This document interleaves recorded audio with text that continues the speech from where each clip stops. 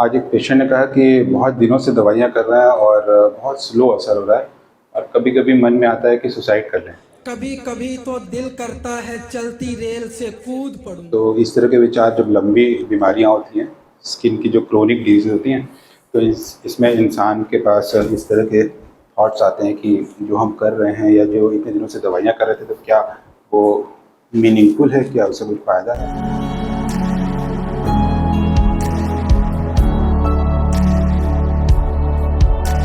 Life में हर किसी को कभी न कभी ऐसा लगता है कि जो कुछ भी हम कर रहे थे या जो कुछ भी हमने किया, क्या उसमें कुछ अर्थ था? क्या वो मीनिंगफुल था या सब एब्सर्ड है?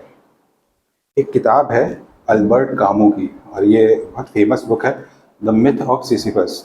सिसिफस नाम का एक राजा था। तो वो क्या करता था कि लोगों को जब गेस्ट बुलाता था अपने यहाँ, तो उनकी हत्या कर देता, मर्डर कर देता था। और इस तरह से बहुत सारे उसके चीटिंग वाले जो एक्ट थे, तो उससे भगवान गॉड उससे नाराज़ हो गए और उन्होंने उसे श्राप दिया कि एक पत्थर है जिसे तुम्हें पहाड़ तक लुढ़का करके ले जाना। जब भी वो पत्थर बड़ी मेहनत से पहाड़ पे लेके जाता था, तो फिर रात में वो पत्थर लुढ़क के वापस नीचे आता था और फिर वो अगले दिन देखता था कि पत्थर नीचे से फिर उसे पूरी मेहनत से ऊपर ले जाना होता है। फिर अगले दिन पत्थर नीचे आता था और ये काम उसे इटर्निटी तक करना था, अनलिमिटेड, अनंत काल के लिए।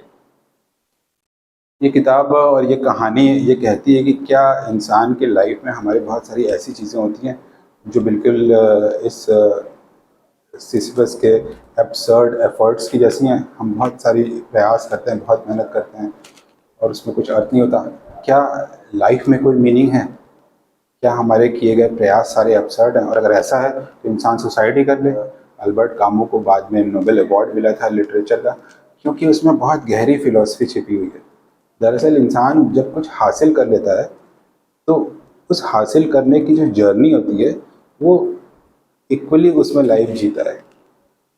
तो अल्बर्ट कामू का कहना था कि मेरा सिसिफस जो है वो दुखी नहीं है, निराश नहीं है, वो खुश है, वो प्रयास कर रहा है और ज़रूरत पड़े तो वो अनंत काल के लिए प्रयास करेगा, वो करता रहेगा और यही लाइफ है। तो हमें बहुत सारे ज़िंदगी में जब भी ऐसी मुश्किलें आए तो निराश होने की ज़रूरत नहीं है। कई बार उन प्रयासों में ही ज़िंदगी होती है। कभी कभी तो दिल करता है चलती रेल से कूद पड़ूं। फिर कहता हूँ पागल अब तो थोड़ा रास्ता बाकी है। इंसान को डिप्रेस नहीं होना चाहिए। जो डिप्रेशन फिर आपके एफर्ट्स को, क्वालिटी ऑफ लाइफ को गड़बड़ कर देता है। अगर अंदर से आपकी हेल्थ अच्छी है, आपके हार्मोन्स अच्छे हैं और इंसान का ब्रेन बहुत हद तक बॉडी के जो हार्मोनल सिस्टम है उसको अफेक्ट करता है। तो अगर आप खुद को खुश रखेंगे, खुद को हेल्दी रखेंगे, तो आपके हार्मोनल बैलेंस बढ़िया रहेंगे, आपकी इम्यूनिटी अच्छी रहेगी, तो बहुत सारी बीमारियां ठीक होने में मदद मिलेगी, जल्दी चीज़ें ठीक होंगी, उन्हीं दवाइयों का असर भी जल्दी होगा।